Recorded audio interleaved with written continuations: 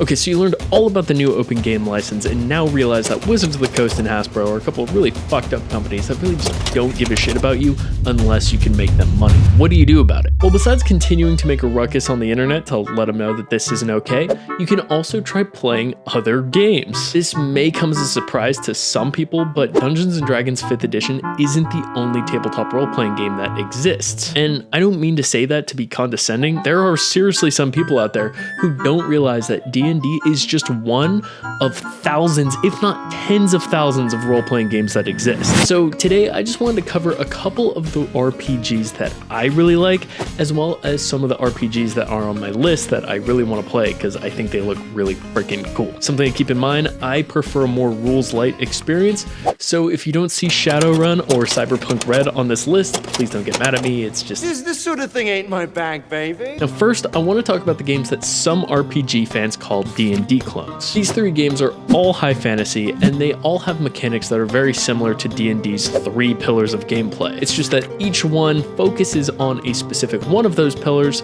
and I think it does a lot better of a job than D&D does. So for example, if your favorite aspect of D&D is combat, then Pathfinder 2nd edition is probably gonna be a much better fit for you. Did you like that little segue I did there? Now, I'm sure a lot of you have heard about Pathfinder 2nd edition. It's only like the 2nd most popular RPG in the world behind D&D, and a lot of D&D YouTubers are getting behind it now. What I really like about Pathfinder over D&D especially is how many options you get when it comes to building your character. As a point of comparison, in 5th edition, you get to pick your race, your class, and then at level 3, you get to choose a subclass. That's pretty much everything you get when it comes to meaningful decisions you get to make in the Dragon game. In Pathfinder, you pick your race, or they call them an ancestry, you pick your class, and then every single level you get to either pick a ancestry feat or a class feat. These work kind of like perks in Fallout or like talents in WoW. Anyways, the other thing Pathfinder does really well is combat. There's still initiative, just like in 5th edition, but unlike 5th edition, you can choose which skill you're using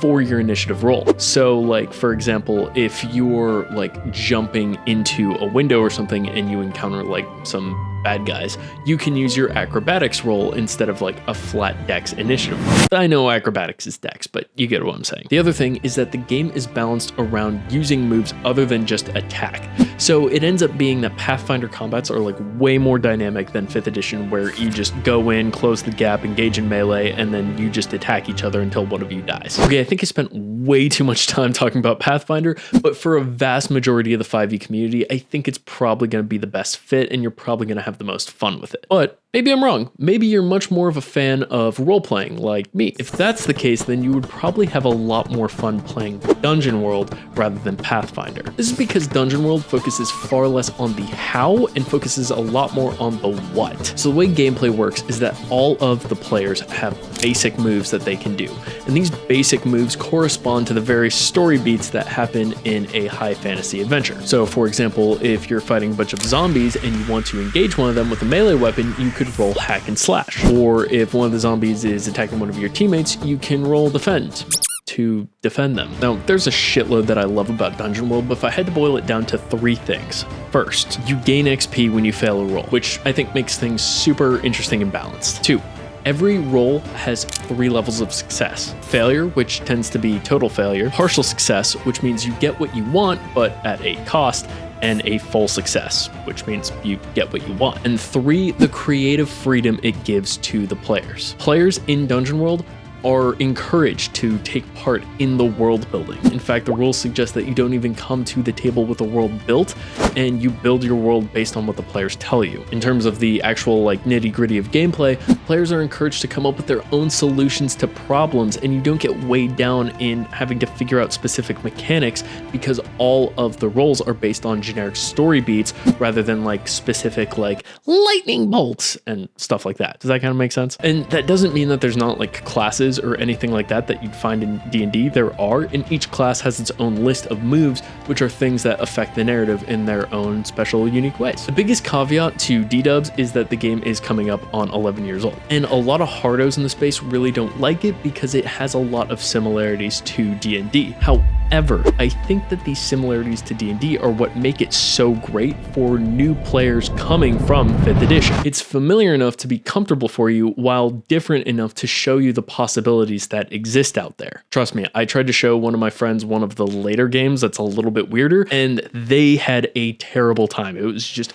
way too different from what they were used to. They didn't get it. You gotta start with baby steps here. But anyways, what if your favorite part of D&D isn't combat or role-playing? What if your favorite part of D&D is exploration? Well, first off, I'm sorry, because 5e horrendously ignores exploration. So kudos to you for still loving exploration despite that. Now, if that complete ignoring of exploration bummed you out, then Old School Essentials is probably going to be the game for you. But OSE isn't just for the Indiana Joneses out there. If you played through 5th edition and you're like, this is way too fucking easy, death is truly not on the line, well then you're really gonna like OSE. Like the name ever so slightly alludes to, Old School Essentials is what's called a retro clone, which means it's a role-playing game that is based on the basic expert rules of D&D from the 1980s. So if you're like really into Stranger Things, this is probably gonna be way more similar to what the kids in that game were playing rather than 5th edition. Anyway, it's one of, if not the most popular system in a whole variety of games called the OSR. The OSR stands for the Old School Renaissance. It's basically a bunch of games that mimic the old school style of play. I have a video on it right here. Now, I haven't actually played a session of OSE yet, but we are putting together a campaign in my Discord server, and we have done a session 0. I have also read the advanced rules cover to cover. And what I like about it so far is exploration. There is actually a procedure for both exploring a dungeon and exploring a wilderness. It's not just like, make it up. There's actual like rules in place that really help you as a DM run it and run it well. And this next point might be specific to me, but I also like how ridiculously brutal it is, even in character creation. The maximum number of hit points for my players ranges from 8 to 3. And if you're following the character creation rules to a T, players roll for stats. They only roll 3d6. They roll them in order. So they do strength, dex, intelligence, wisdom, charisma, in that order. Now, of course, if you don't really like that side of it, OSE is super customizable, and a lot of people in the space do customize it and, you know, either drop rules that they don't like or homebrew rules that they do like. It is kind of built to be a framework that you can mold for your own purposes. Honestly, all tabletop role-playing games are kind of like that, and honestly probably should be that. You will have a way better time if that's how you play them. But anyways, those are the big 3 that, while they're different enough from 5th edition to give you a meaningful experience that is very different than what you're used to, they're not super weird, so they're not that hard to get into. Now, before the indie RPG hardos crucify me for only naming D&D Clones, which we're gonna talk about that later, let's talk about some of the more slightly different games that lean OSR that I've either played or I think are really fucking cool. But first, I gotta talk about Realms of Elghrune, a rules-light fantasy tabletop role-playing game that's also the sponsor of this video. Realms of Elghrune is a science fantasy dungeon-crawling tabletop role-playing game. It has quite possibly the most elegant combat system I've ever seen in a TTRPG, and they didn't pay me to say that latter part. All you need is a d20. The player rolls, adds any modifiers. The DM rolls, adds any modifiers.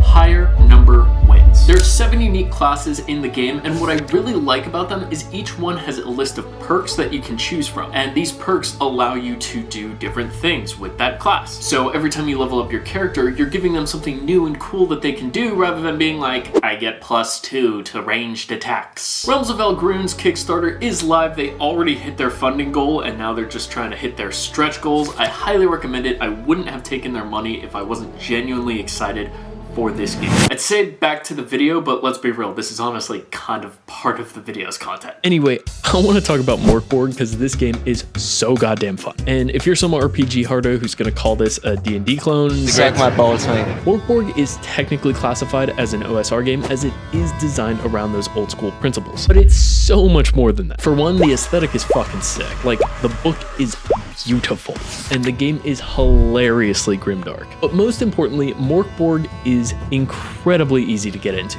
Character creation takes like 10 minutes max. It's super freaking fun, especially if you use the optional trait tables, and the rules are so insanely simple, like anyone can pick it up and learn how to play in one night and you'll be having a great time. It's also insanely brutal, like even more brutal than OSC, but I promise you, it is so much fucking fun. Anyway, keeping up with the OSR theme, I have to talk about Mausritter. If you were or are a huge Redwall fan, or you think playing a role-playing game about anthropomorphic mice is cool, then this is absolutely the game for you. The rules are stupid fucking simple. The rulebook is like 24 pages. This is not a hard game to learn, and it uses a space-based inventory system, kinda like Diablo, and your attacks always hit. However, you are incredibly squishy, so do keep that in mind. Now, I haven't actually played Mausritter yet, nor do I own the rules, but it has piqued my interest for over a year, and I will pull trig on it eventually, I promise, as soon as I have people to play it with. But anyways, let's keep the fantasy ball rolling and talk about 13th Age. Oh my god, this video is so long. Little caveat here, I haven't actually played this game either, and I've only skimmed the SRD. However, from the reading I have done, if you are a fan of playing as an epic fantasy superhero and telling epic fantasy stories, but you don't want to get bogged down in like crunchy minutia, this is absolutely the game for you. A couple cool things about 13th Age that separate it from the pack are the escalation dice. Basically, every single round of combat, you get to add +1 to all of your rolls, and only you get to add +1 to it.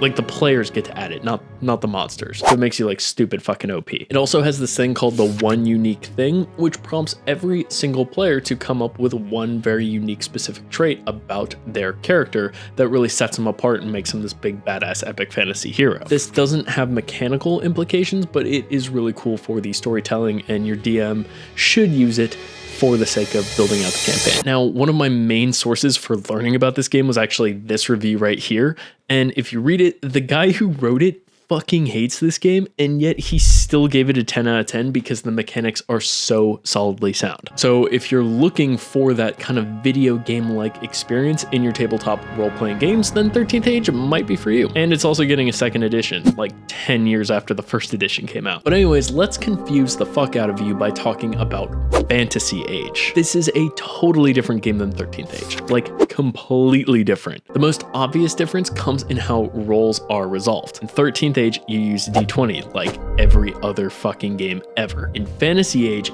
you use 3d6 for all of your rolls. And honestly, I think this is a more elegant solution, as it gives you actual averages rather than having a 1 in 20 chance of hitting anything. 10 is literally the average. And of course, the game has bonuses and modifiers like every other role-playing game, and they are on the simpler side. For the sake of combat, you have your accuracy modifier, and should you choose to take it, an ability focus, which is basically a weapon proficiency. And that's about it in terms of modifying your combat roll. They keep it very simple. The other unique thing that Fantasy Age does that really piqued my interest is the stunts system. So to explain this, I'm gonna back it up a little bit. When you're rolling the 3d6, 2 of them are the same color. One of them's a different color. So whenever you make a roll, if the 2 d6s that are the same color roll the same number, then what happens is that whatever number is on that third d6 will add to your stunt point pool. So let's say you roll 2 3s, and then on the third die it's a 4. That means you get 4 points to your stunt point pool. You follow me, camera guy?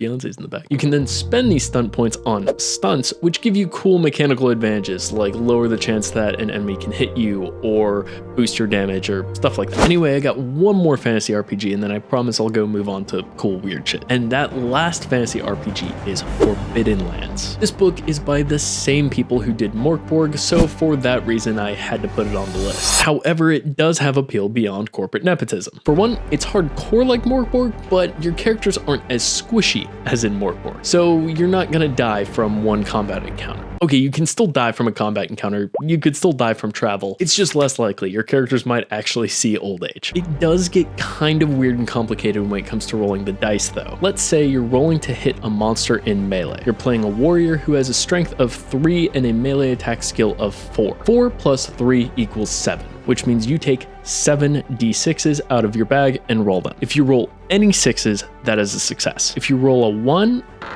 We'll get to that in a sec. If you don't roll any 6s, that is a failure. However, if you fail and you really want to succeed, you can do what's called pushing your roll. And when you push your roll, you're going to take every single die that isn't a 6 or a 1 and you're going to re-roll. If you rolled any 1 in either the first or second roll and you're pushing your roll, then you're going to suffer damage to whatever attribute you used to make that roll. So in our previous example, you would lose 1 strength point. You would have a strength of 2. Also, your weapon can break, because fuck you.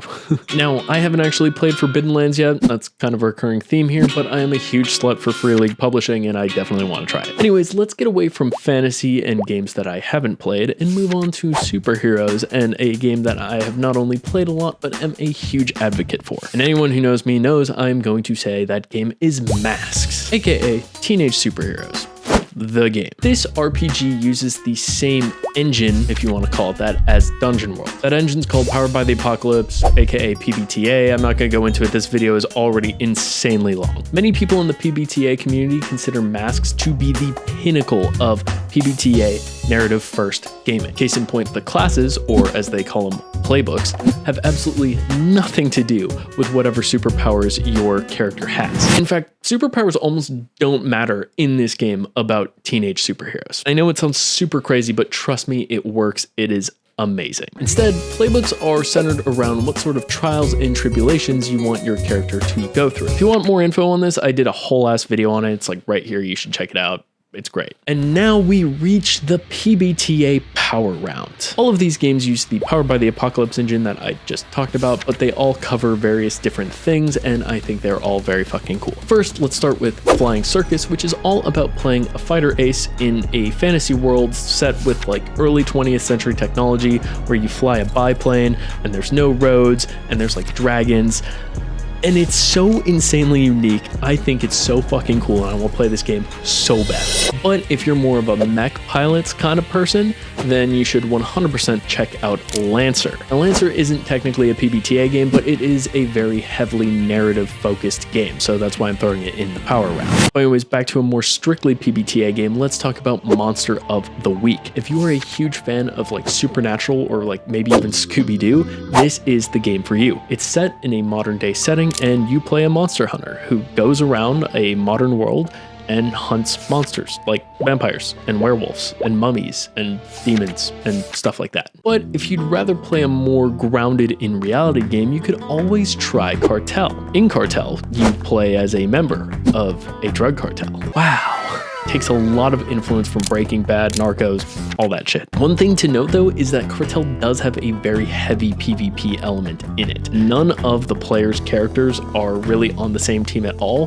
They'll probably step on each other's toes and there probably will be intra-party conflict. It's part of the game. But if you'd rather play a less controversial RPG that is set in a very much beloved fantasy world, then you should totally check out Avatar Legends, aka Avatar The Last Airbender, the tabletop role-playing game. Once again, this uses the PbtA system and it has this really cool balance system in it. Basically, every single playbook has two conflicting natures, and through gameplay, your character will start leaning towards one of those natures over the other, and the ultimate goal is to be balanced between the two. It's like super Zen, super Buddhist, big fan. Also, there are 5 eras available to play in: the Kyoshi era, the Roku era, the 100 Years War era, the Aang era, or the Korra era. If you've never seen Avatar The Last Airbender, you have no idea what I'm talking about, but trust me, it's super freaking cool. Now, I've got one more RPG on my list, but I have to talk about something that's really, really important that I hinted at beforehand. The third-party RPG community can be a bunch of fucking assholes. I would know, I was one of them. I'd make fun of 5e and 5e players in my old videos. My buddy Ronald the Rules Lawyer says it's not problematic, but I think it kind of is. Because while I personally have more fun playing other role-playing games than 5e, shitting on people who really enjoy 5e just isn't the way to go. You shouldn't ever invalidate what someone else enjoys just because you think it sucks. So first off, I'm super sorry for doing that. If you saw one of my videos, you're a big 5e guy, and I like hurt your feelings or something, I'm really sorry. I sincerely believe that you should try RPGs that aren't 5th edition. But if you have branched out, you've tried other things, and you think 5th edition is the game for me, this is what I enjoy the most, there is nothing wrong with you, and you should never feel bad about that. And if I ever made you feel bad about that, I'm really sorry. Ultimately, this video, this list, and honestly, this channel as a whole is just me saying that there are other options out there. Anyways, back to the fucking memes. Let's talk about the last game on my list that I have been frothing at the mouth to play. J.K. Rowling might be a transphobic cunt, but there is no denying that there is a certain magic about the wizarding world. No pun intended there. And I've been dying to play an RPG set in that world for the longest time. The good news is that there is a game kind of like that. It's called Kids on Brooms. And the best part is you don't have to give Joanne any of your fucking money. Some highlights of the system include rules for going to class and learning magic. I know, very exciting stuff. There is a whole dedicated broomstick system where each broomstick has different buffs and debuffs to it. It's super intricate and really fucking cool. Anyone who's seen my live streams knows I'm a total slut for Quidditch, so this really excites me. And there's also a super detailed system for wands. Which type of wood and what core you use will affect your stats in game. And finally, Kids on Brooms also encourages your players to really help with the world building. You get to create this magic school together, and I am always a fan of that. This video is really fucking long, so I'm gonna end it here, and thanks for watching.